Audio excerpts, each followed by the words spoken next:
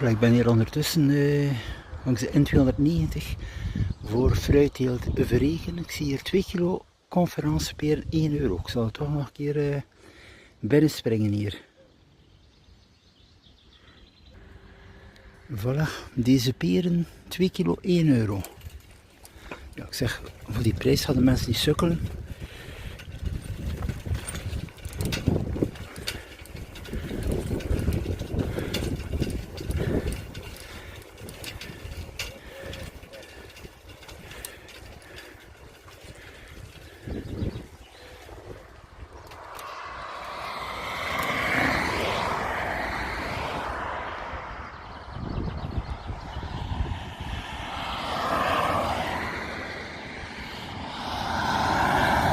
Dus hier absoluut te komen fruitteelt Verreken op de N290, de weg naar Vogelwaard.